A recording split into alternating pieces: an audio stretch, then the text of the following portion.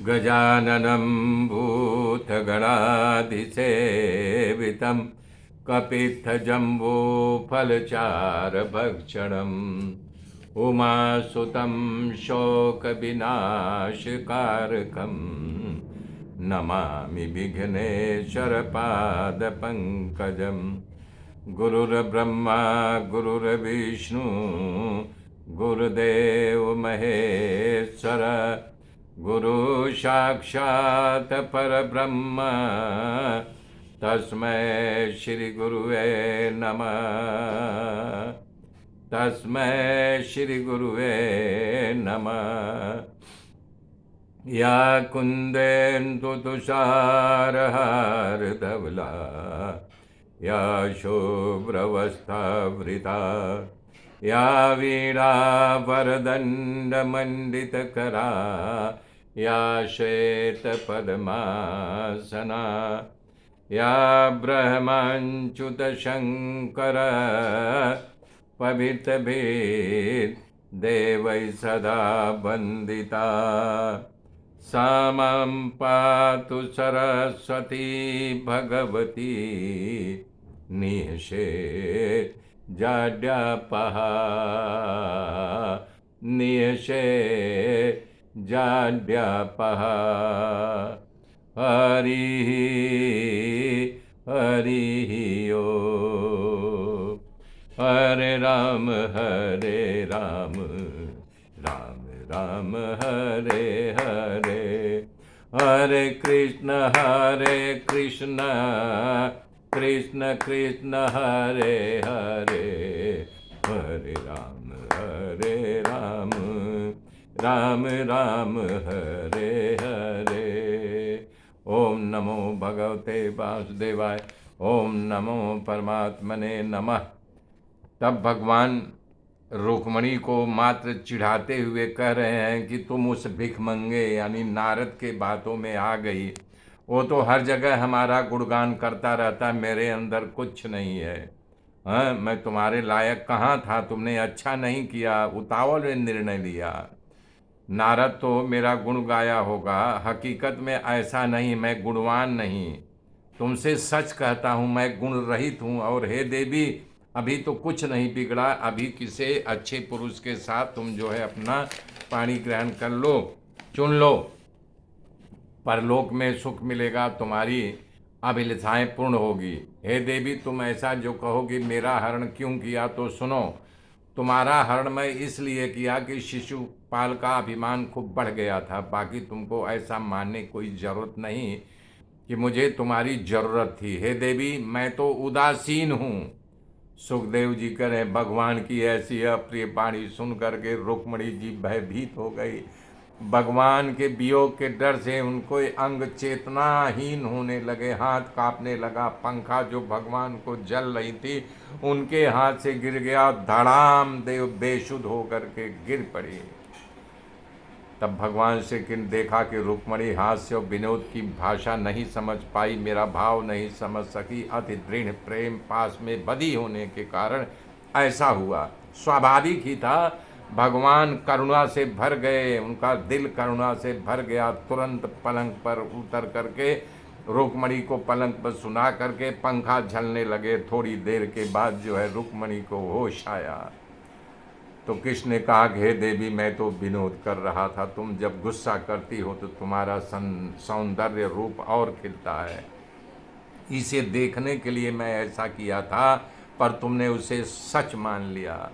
भगवान श्री कृष्ण रुक्मणी जी से कहा, हे हमारी परम प्रिया अर्धांगिनी, घर से कामों को रात दिन रचा पचा रहने के कारण गृहस्थ को बड़ा लाभ है कि अपनी पत्नी के साथ हास परियाग व्यंग विनोद थोड़ा आनंद प्राप्त कर ले। जब प्रभु ने ऐसा कहा तब रुक्मणी को विश्वास बैठा, मेरे पति सचमुच में विनोद ही कर रहे थे।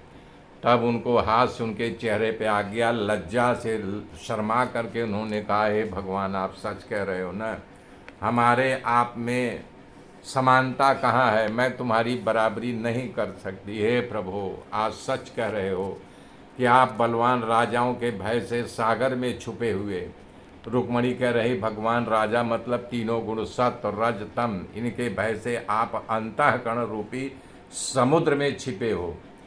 आप बलवान राजा के साथ, यानी कि हो ये सच है, संसार कोई बलवान नहीं है, कोई पुरुष नहीं बलवान, तो मात्र इंद्रियां हैं जिनके आप गुलाम नहीं हो, आप तो उसके मालिक हो। आपके पास राज सिंहासन नहीं, ये भी बात सच है।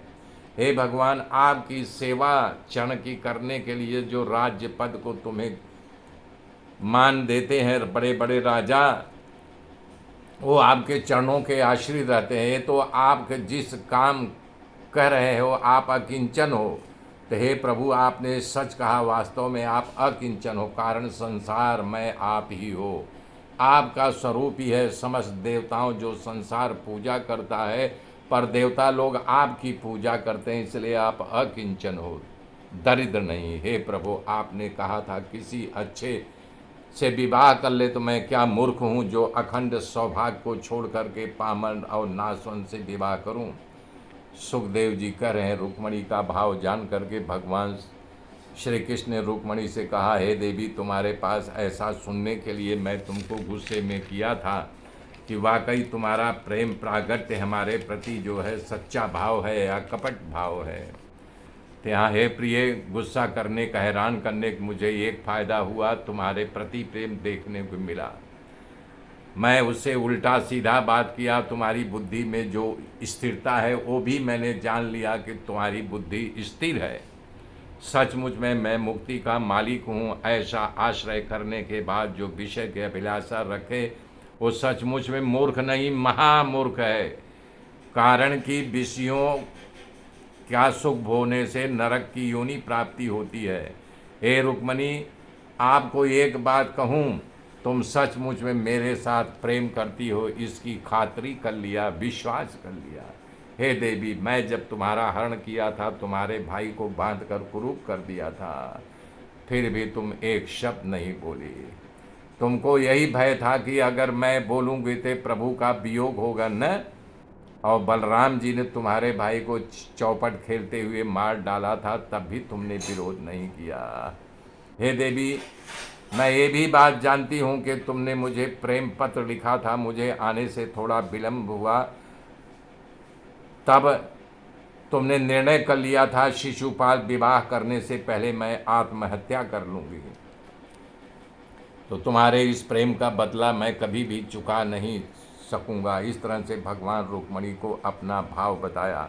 रुक्मणी खूब राजी हो गई, परमात्मा से प्रेम कलह किया, पर कलह के अंत में प्रसन्नता भी हुई।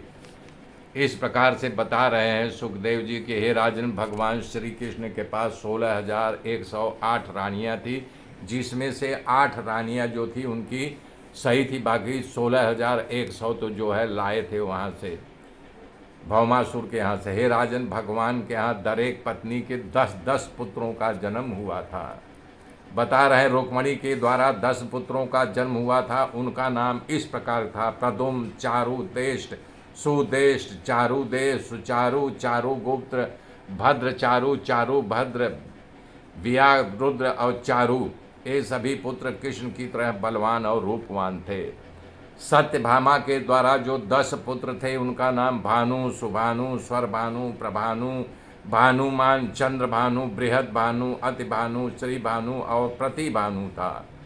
जामवंती के 10 पुत्रों का नाम था साम, पुराजीत, सुमित्र, सतजीत, सहस्त्राजीत, विजय, छत्रकेतु, बसुमान, द्रविड़ और क्रतु था। नग्नजित के द्वारा वीर, चंद्र, अश्वसेना, चित्रगतु, बेगवान, वश, आम, शकु, बसु और कुंती था। इस प्रकार से बता रहे हैं कि कालिंदी से जो पुत्र हुआ, शुद्ध, कवि, वृष, वीर, सुबाहु, भद्र, शांति, दर्श, पूर्णमास और सोमक। लक्ष्मणा के द्वारा प्रदोष, गात्रवान, सिंह, प्रबल, बल और प्रबल, ऊर्ध्वग, महाशक्ति, शह, ओज और अपराजित। मृत बिंदा को जो है ब्रिक, हर्ष, अनिल, मृद, वर्धन, आनंद, महाश, पावन, बहनी और शुद्धि था। भद्रा के संग्राम जीत, बृहस्सेन, शूर, प्रहरण, अरिजीत, जय, सुभद्र, बाम, आयु, सत्यक था। इसके उपरांत 16,100 पत्नियों के द्वारा दर एक को 10-10 पुत्रों थे। हे मेरे मित्रों, आगे की गाथा मैं कल सुनाऊंगा। तब तक के लिए जय श्री राम। हरे